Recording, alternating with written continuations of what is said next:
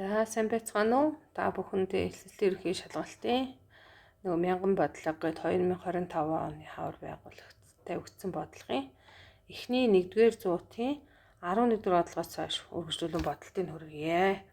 За 11-р бодлого маань 350-ыг 2000-аар үржүүлийг стандарт хэлбэрт бичээрэй гэж байна.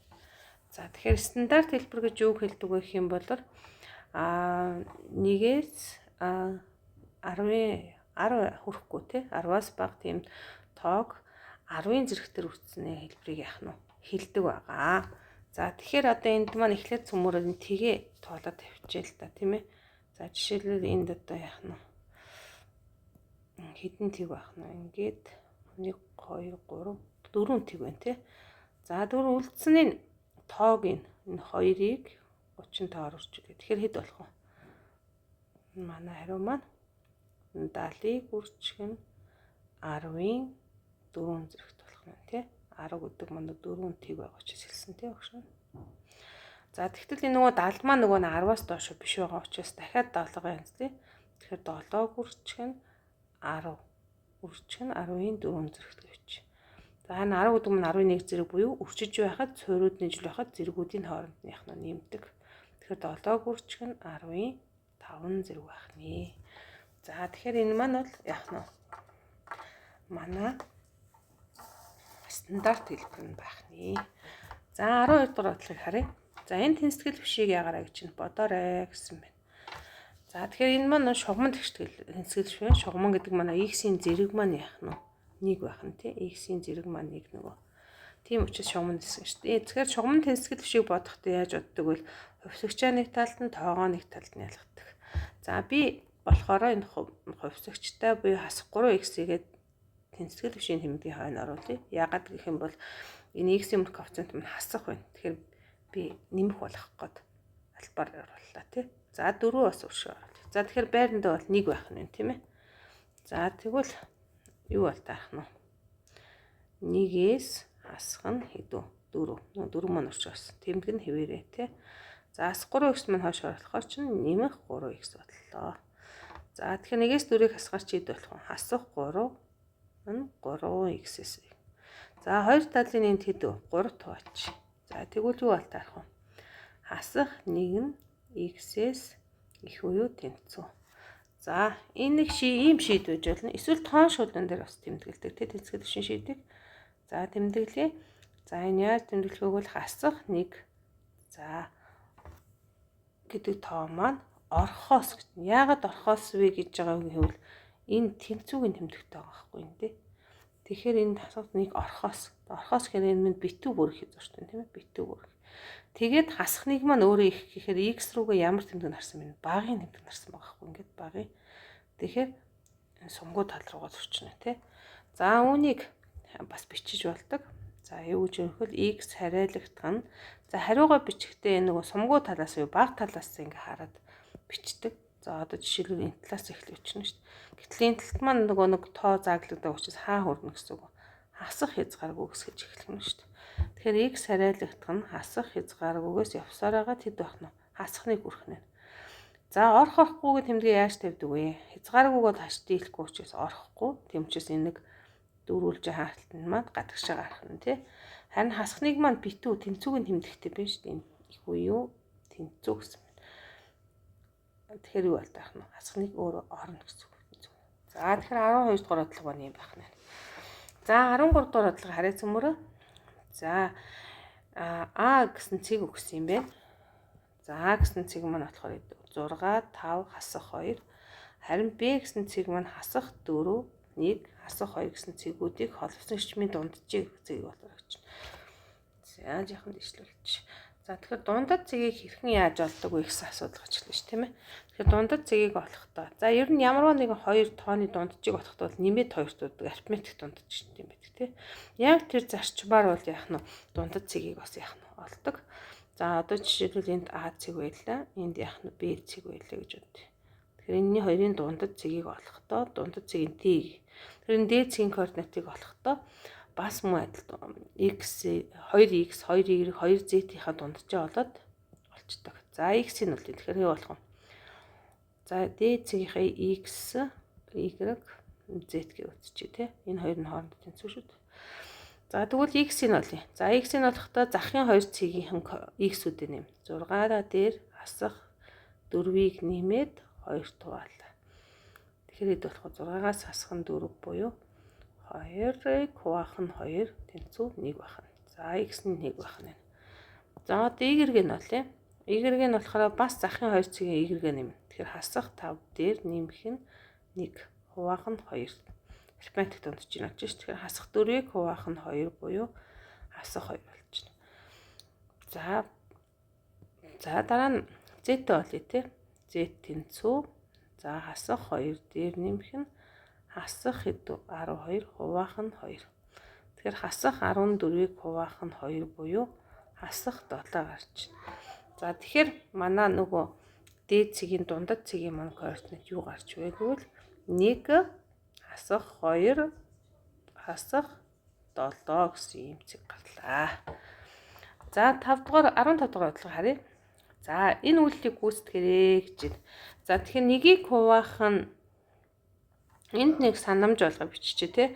Нэгийг хуваах нь 3 гэдэг чинь 3-ын хасах 1 зэрэг гэсэн үг байна тийм ээ. За тэгвэл одоо бодлого руу оръё. За манай бодлого маань болохоор 3-ны 1 буюу нэгийг хуваах нь 3-ын хасах 2 зэрэг хасах нь 25-ын 2-ны 1 зэрэг гэсэн. За тэгэхээр нэгийг хуваах 3 гэдэг нь 3-ын хасах 1 зэрэг тэрний хасах 2 зэрэг. Хасах нь 25 гэдэг маань 5-ын квадрат тэрний хэдэн зэрэг вэ? 2-ны 1 зэрэг байна шүү дээ, тийм ээ. За энэ давхар зэргүүд хоорондоо яах нь үржигддэг. Давхар зэрэг гэж удаа алийг хэлээд нэг бол энэ хоёр байна шүү дээ. Өшөө энэ 5 дээр бас байна, тий. Эдгээр маань хоорондоо үржигддэг. За тэгвэл юу бол таарах нь? 3-ыг хасах 1-ийг хасах 2 өчгөр чинь 2 зэрэг хасах нь 2-ыг 2-ны 1 өчгөр чинь хураагдаад 1 болчихно. Тэгэхээр 5-ын 1 зэрэг болгоно. За тэгэхээр 3-ын 2 зэрэг чинь 9, 5-ын 1 зэрэг маань 5. Тэгэхээр 9-өөс 5-ыг хасдаа хэд вэ? 4 болох нэ. За тэгэхээр манай хариу маань хэд байх нь? 4 байх нь шүү дээ, тий. За 14 дугаар бодлогыг зумраа харъя. За 14 дугаар бодлого маань язгуур дор x-ийг x-ээс хасах нь 1-ээр үржүүлээд хасах нь x-ийг язгуур дор x-ээс хасах 1-ээр яах нь үржүүлснэ хялбарчлаарай гэж. За тэгэхээр энэ маань яаж үржүүлдэг гэх юм бол ерөөсөө хаартаа 1 үржлэн задлаад яах нь үржүүлсэн илүү амарх тий. За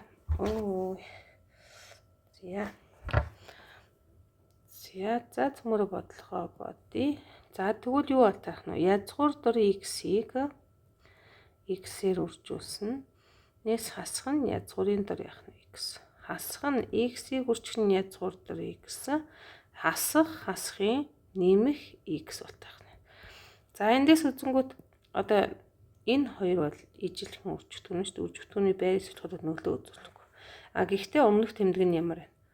Эсрэг байгаа учраас энэ хоёр хоорондоо нэг уснаа гэсэн үг болтойх нь тий. За тэгэхээр манай хариу юу үлдэх вэ? Манай хариу маань хасах язгуур дор x-ээс нэмэх нь x. За ийм байж магадгүй. Эсвэл нөгөө x-ээс хасах нь язгуур дор x байж яах нь болно. Бүр эсвэл юу болтойх нь?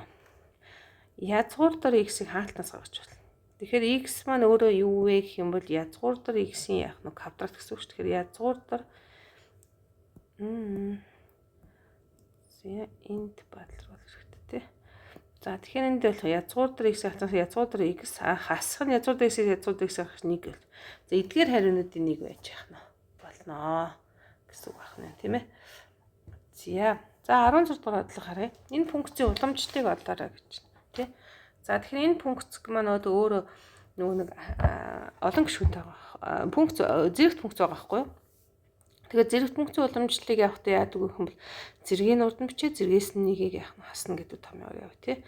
За уламжлалын тэмдэглэлээ эштрэг гэдэг нь үлдээ. Y под эштрэг x тэнцүү. За x квадратын уламжлалт маань зэргийн урд нь бичлээ зэргээс нь 1 хасахаар 1 болно тий. За нэмэх нь x-ийн уламжлалт маань x-ийн 1 зэрэг гэсэн үг шүү. Зэргийн урд нь бичлээ зэргээс нь 1 хасахаар x-ийн тэг зэрэг тийм ээ. Харин тогтмол тооны уламжлалт маань бол тэг гардаг. За тэгээ үзэхээр 2x нэмэх нь 1 болох нь. Ямар ч тооны цэг зэрэг яах вэ лээ? 1 шүү дээ. Энэ маань 1 нэгтэй ямар ах нь? Тэнцүү ах нь. Энэ бол хэд болох нь 1 тэнцүү болох нь шүү дээ. Тэгэхээр 2x дээр нэмэх нь 1 гэдэг хариутай боллоо. Цөмөр 2x дээр нэмэх нь 1 байх нь. За одоо 17 дугаар бодлогыг харъя. Цөмөрөө 17 дугаар бодлого маань А гэдэг олонлог байна. А олонлогийн маань гишүүд нь болохоор 1 2 3 гэх мэтлийн явсаар хагаад 20 гэсэн. Гэх мэтлийн явсан гэдэг нь үгсүүл дунд нь тоонууд яваад ахна шүү дээ. Тэгэхээр 1-ээс 20 хүртэлх тоонууд гэсэн үг байна шүү дээ. За энэ олонлогоос нэг тоо сонгоход 4-т эсвэл 6 хуваагддаг байх магадлалыг олоорой гэж байна. Тэгэхээр 1 тоо болох. За цөмөрөө магадлалын томьёогоо саная. За магадлалын томьёо маань сонгодог магадлал байна энэ маань бол. За сонгодог магадлал маань юу гэх юм бол за бидний нэг ивэгч буюу байж болох боломжоо нийт боломжтой яах нь хуваадаг тийм ээ. За тэгэхээр манай хариу маань юу болох юм бэ хүн бол магадлалаа олохын тулд байж болох боломж нийт боломжоо олъё. За энэ нийт боломжоо цөмөрөнд гэчээ тий. Харин байж болох боломжоо гэд тэмдэглэчихье. За ингээд зааглчих тийм ээ.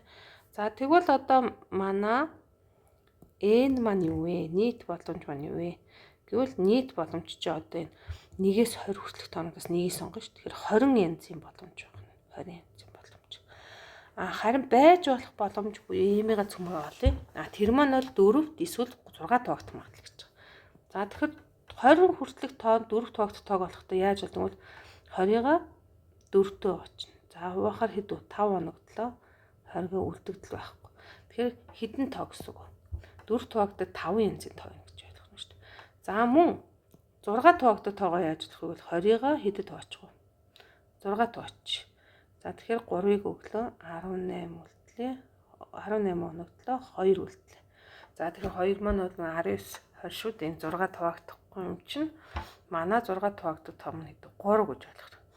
За тэгэхээр манай байж болох боломж нь 3 5 2 нийлбэр гэж авч үзэхэд өрөөсгөл яагаад вэ гэх юм бол нөгөө нэг 6 4 2 зэрэг хуваагддаг тоо байж болно шүү дээ. Тэгээ 6 4 хуваагддаг одоо зэрэг хуваагддаг тоо бол одоо хэд байх нь 12 гэдэг тоо шүү дээ. Тэгэхээр 20-ыг цөмөрөө 12 тоо.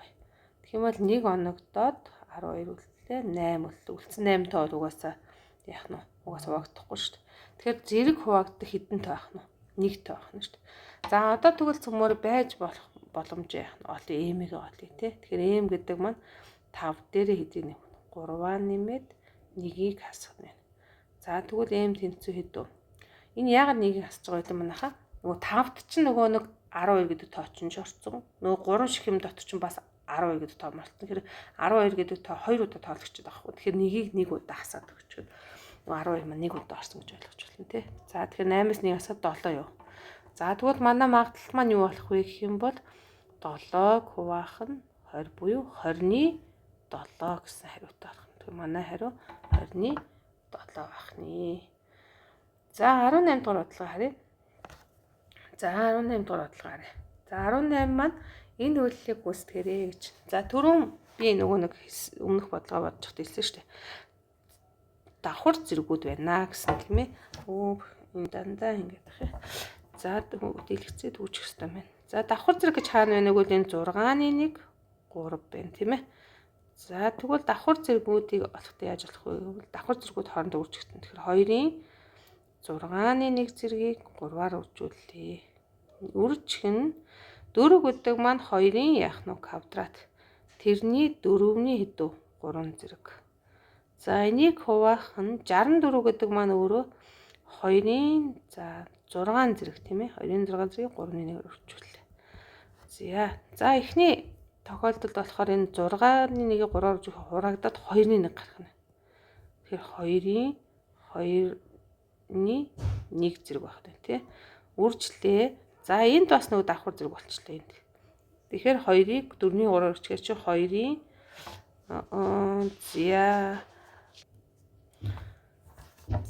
тэгэхээр чин 2-ыг 4-ний 3 үржихээр чи 2-ны 3 болох нь. Тэгэхээр 2-ны 3 зэрэг байх нь. Хуваах нь за энд мөн давхар зэрэг ш 6-г 3-ны 1-ээр үржихээр чинь 2 гарах уу. Тэгэхээр хэд болох вэ? Хуваах нь 2-ын хэдэн зэрэг вэ? 3 зэрэг болох нэ. За одоо цөмөр зэргүүд нь суурьуд нь ижил. За одоо суурь гэж одоо энийг хэлээд байгаа шүү дээ. Энэ 2 энэ 2 энэ 2 байна тий. Суурьуд нь ижилхэн байхад зэргүүдийн хооронд нь нэмдэг. За тэгэхээр суурь эхлэв бичлээ 2-ыг 2-ны 1 дээр нэмэх нь 2-ны 3 зэрэг. Харин хувааж яхад тасдаг. Тэгэхээр нөгөө 3-аа хасах нь шүү дээ. 2-ын 3 зэргийнхаа 3-аа. За ингээ өчнгүүд 2-ын. За 2-ны 1 дээр 2-ны 3-ыг нэхэр 2-ны 4 буюу 2-ны 4 чинь өөрөө 2 гэсэн үг шүү дээ. 2-оос 3-ыг хаслаа. Буюу 2-ын хасах 1 зэрэг буюу 2-ны 1 байх нэ. Хасах зэрэг маань өөрөө 1-ийг авах нэг орчдөг тий. За тэгэхээр 2-ны 1 байх нэ. За цөмөрөө. Зя алдааг байгаа. За харъя 2-ыг 3-ны 1-ээр. Энд алдсан юм шиг манайха. Энд хараа. Энд 6-аг 3-ны 1-ээр үрчгэр чинь 2 гарна үстэй тий. За тэгвэл энэ 2 болчихсон юм байна. Энд 2 гэсэн зэрэг байх юм байна. За тэгвэл эндээс 2-ыг яах нь хасах юм бэ. За тэгвэл юу бол таарах нь 2-оос 2-ыг хасгаар чинь хэд болох вэ? 2-ын хэдэн зэрэг болох вэ? Тэг зэрэг болох юм шүү дээ. За тэгвэл ямар ч тооны тэг зэрэг хэд вүлээ? 1. Тэгэхээр энэ маань 1 гарах нэ. За алдааг байх нь тий. За 19 дугаар бодлого арай. 19 маань энэ илэрхийллийг хялбарчлаарай гэж байна. За тэгэхээр арсенал илэрхийлэл энэ дотор байна тий. Тэгэхээр аль болохоор нөгөө нэг хуваараа юу болоход тавих юм манайха? Үржигдэхүүн болгон задлаа. Тэгэхээр нэгийг хуваах нь за эхнийхээс x-ийг хаалтан заргач. Тэгэхээр x-ийг үржих нь x-ээс асах нь 1 болж байна. Нэмэх нь дараагийн бутархаан бас хуваараас нь x гаргач. Тэгэхээр x-ийг үржих нь x дээр нэмэх нь хэдүү 1 боллоо. За ижил хуваар энд хэд өгөх вэ? Хоёуланд нь бол нөгөө нэг x байгаа шүү дээ. Тэгэхээр үлдэгдлийн зөрүүлээд өгөх нь тий. Тэгэхээр юу болох вэ? X дээр нэмэх нь 1 гэдэг үр журийг ишнөх нь харин энд x-ээс асах нь 1 гэдэг үр журийг өгөх нэ. За тэгвэл ижил хуваар маань за энэгээр авчия да. За ижил хуваар маань юу бол таарах нь? X-ийг үржих нь x-ээс асах нь 1 x дээр нэмэх нь 1 гэсэн ийм 3 юмны үр жур маань ижил хуваар нь болох нь тий. За тэгвэл эхнийх нь бол 1-ээр үржүүлэхээр чинь x дээр нэмэх нь 1 гэдэг хөвөртөрт нь нэмэх нь дараагийн хөвөртөр маань x-ээс асах 1 болох нь. За тэгвэл эндээс юу устгах вэ гэвэл энэ 1-үүд устж чинь тий. Харин x-үүд нэмэгдээд 2x-ийг хуваах нь x-ийг үржих нь x-ээс асах нь 1 x дээр нэмэх нь 1 гарч чинь тий. За эндээс нөгөө x-үүд нь бас яаж чинь хураагдчих чинь. Тэгэхээр юу үлдэх вэ? 2-ыг хуваах нь x дээр нэмэх нь 1 x-ээс бас 1. За тэгэхээр энэ хүртүрийг ажиглах юм бол нөгөө 7 томьёоны хосомгийн томьёо яваад шүү дээ тий. Энэ хоёрын үржүр маань нөгөө 7 томьёоны хосомгийн томьёо. Тэгэхээр чи юу бол таарах нь? 2-ыг хуваах нь x квадратаас асах нь 1. За бүр болохгүй бол хаалтаа задлаа үржүүлсэн чи ийм үрдэн гарна шүү дээ тийм ээ. За 20 дугаар бодлогыг харъя. 20 дугаар бодлого маань функц болох харгалзааг төслөрэй гэж байна. За тэгэхээр энд бодвол нөгөө хувилбарт хариултанд байх хэрэгтэй баг тийм ээ. За ямар тохиолдолд функц болдог вэ гэвэл ийм боддог. За энэ одоо нөгөө тодорхойлох муж гэж үзэж болно шүү дээ. Энийг DOT definition тийм. Энэ нөгөө утгын муж маань байх нь шүү дээ тийм. За энэ хоёрыг ямар нэгэн функцээр ингээ хуулиар хамгаад hypothesis хамгаалагдсан гэж үү. Хамаарлын томьёос гэж үү. Тэгэх юм бол яг зөвхөн тодорхойлох мужийн нэг утга, утгын мужийн нэг утгад харгалзаж яах нь болно. За энэ харгалзааг бол яах нь биелж яах нь болно. За энэ бол харилцааны утгатай таах нь тий. За тэгвэл дахиад нэг өөр жишээ аваад үзье л да. Энд 1 2 3 за энд А Б С гэсэн юм бэ. За энэ маань бас тодорхойлох муж нь энэ нь утгын муж маань байх нь тий. За бас нэг функц функц. За одоо болохоор тодорхойлох мужийн маань 2 цэг утгын муж 1 цэгийг харгалзуулж байгаа. Одоо өөрөөр хэлбэл ингэж нэг харгалзаж болох гэсэн ингэж. А руу хоёулаа яах нь харгалзаж чинь гэж бодох юм. За жаахан бийг холдуулаа иччих. Тэгвэл А руу 1 2 гэдэг нь харгалзаад 3 маань яах нь Б рүү ч юм уу харгалзах. Тийм харгалзаа байж яах нь болно. За харин ямар харгалзаа байхгүй байх вэ ёстой вэ гэх юм бол за энд 100 зурчин 1 2 3 за дараачих нь А Б С тийм ээ. За ингээд нэг F гэсэн функц харгалзаа харгалзсан гэж байна. Ямар харгалзаа ерөөсөө байж явах нь болохгүй вэ гэх юм бол тодорхойлох мужийн нэг утга. За жишээлбэл энэ 2 гэдэг утга утгын мужийн 2 утганд харгалзаж явах нь болохгүй. Одоо жишээлбэл 2-ыг орлуулахад А ч гардаг, С ч гардаг. Ийм харгалзаа бол ерөөсөө явах нь болохгүй. Ийм л харгалзаа байвал функц явах нь биш болдог. Харин нэг утганд нэг утга, хоёр утганаас нэг утга руу харгалзах ч юм уу тий. Ийм харгалзаа байх юм бол яах нь функц мөн байх нь. Тэгэхээр хариулт дундаасаа ийм нэг утгаа нэг аргументээс хоёр утганд харгалзчихвэл функц яах нь биш гэж үзнэ. За дараагийн удаа уулзтлаа. Түр баяртай.